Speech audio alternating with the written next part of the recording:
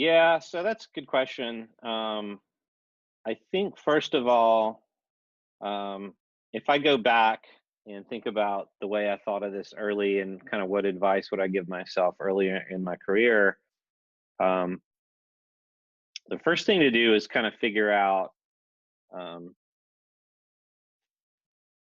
which one do you want to do? Do you want to do a startup or do you want to go into a large company? And only a small percentage of people will probably know that, and that's okay. So what you may want to do is figure out if you totally know you want to be at a big company and you want to be there forever and you want to stay at large companies in general. That's great. I would I would start there and create your strategy for doing that and do that. And vice versa for startups. If you want to go into startups, which is very different, you can do that as well. If you don't know the answer, don't beat yourself up. You can actually make a really good case if you start early in your career at a large company. If you play your cards right, you can make a good case for jumping into startups. And if you've worked in startups, you can make a great case for going into big companies. So I would think of it that way as well. But if you know, then go ahead and go where you want to go. Now, so so that's where I would start. I would second say that secondly, it's very different strategy in trying to work for a large company or a startup. So there's sort of general advice and then there's AI advice. So for let's start with large companies. Large companies, it doesn't as much matter where you are geographically. So if you know you want to start off at a large company or you want to be there a while and you don't have particular interest in startups, I would say startups are particularly overhyped right now. I would say geography matters less. So you may want to just get into a large company that you can get into. And if there's one local to where you are already and you like where you are already, then I would definitely consider going and finding those local large companies and getting into them. Um, the other thing with a large company is it's better to take a job if you feel like it pays well and all those sorts of things. If it pays okay, it's better to get in and get to know the ecosystem within a big company, and then move into your perfect job later. If you're having a problem finding your perfect job at a large company, then I would say change your thinking and think about what's a cool company to work for, and I'll do whatever it is at that company, and then I'll work my way into the perfect job. Um, but the reason is it's very similar to startups in that the ecosystem matters a lot, and that's why I mentioned geography earlier. So if you want to get into a large company, large companies create their own internal ecosystem. And so if you get into the company and get to know people, the cool thing about a large company is you can generally get in and talk to anybody at the company you want to after you're an employee there. Before you're an employee there, you've got a reasonable shot if you're young, I think. If you're young and you're an employee at the company, you have an even better shot because what you can do is what I did at FedEx was as soon as I got in and I started understanding kind of the ecosystem and that the innovation group was going to be relaunching and all those sorts of things, I started reaching out to the upper level management of those areas and just saying, hey, I'm interested in that area at some point. No pressure. Can we just chat and can I find out more about what you guys are doing? And you can find out more about me and all those sorts of things. You can set up mentorship type relationships and all that within the large company. So the other sort of thing I would go for large companies is I would either look for the perfect job at a company, or I would look for the perfect company and then try to get into the perfect job later. And if you're one of the few lucky people who knows the perfect job you want at the perfect company and you get it, that's fantastic.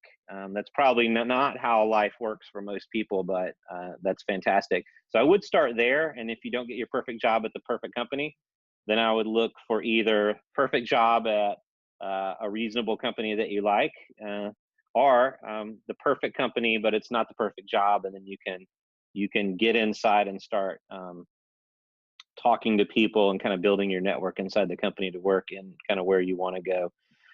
So let's talk about AI specifically. We talked a lot over the past at least decade or so, or at least I did within the company, about upping our skills in data science. So I would definitely, at least where we are right now in the history of artificial intelligence, is that it's seen as a little bit of a black magic kind of thing. It's not particularly, but it seemed to be. Part of the reason, I think, is because there is a little bit of art to it, that you need to do it a few years in order to know, for example, if you're working on models, to adjust the hyperparameters correctly and all those sorts of things. There's a lot of little adjustments that feel like very art-like to me. And a lot of those, the hiring people are looking at degrees right now. Probably that's some sort of positive indicator for companies, when it's good if you're a fantastic programmer, but for a large company, they're probably a little bit going to look for either degrees, or there's going to be outliers, right? If someone has no degree but they're known to be a genius and they've coded some really cool stuff up, yeah, they can sometimes get in the door, but that's the exception more than the rule. I would also, so I think they look at degrees a lot. Same in the startup world to some degree for AI. And there's just different incentives there between big companies and startups. So with a big company, the manager is trying to hire somebody that's going to take work off their plate and also make sure they don't look bad in front of their own bosses. Startup world is very similar. You're pitching for money, and so they're going to look at your team when you're pitching for money in the startup world. And so having a super crazy PhD degree in multiple areas of AI and brain science on your team, it looks good from a business standpoint, whether you're at a big company or at a startup. And people are looking for shortcuts to figure out, oh, okay, well, we on the startup side, we may raise more money if we have this person working with us just because they graduated Stanford or MIT with a PhD in machine learning or data science or those kind of areas. Having said that, getting down into practical things, getting past sort of the facade part, those degrees show that you've done a little bit. You spent some hours messing with models, which is sort of useful. The thing I would be careful with coming out of school is, once you get hired with your fancy degree, I think it's useful to have coding skills for business a lot of times. So we're doing work, and generally, sometimes in the academic world, people have a lot of academic knowledge, but they're not as good at implementation. So what I would do a little bit, if you're in school and you're highly, highly technical. Now, when I went to school in IT, which was on purpose 50% business, 50% IT.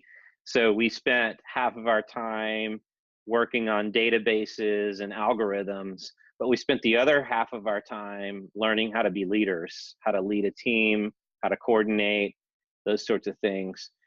And I think if you get a pure computer science degree and some of those kind of things, you may not pick up some of those, and you can pick those up in the world when you get there. But I would say once you get into a big company or a startup, you're going to have some sort of career path there.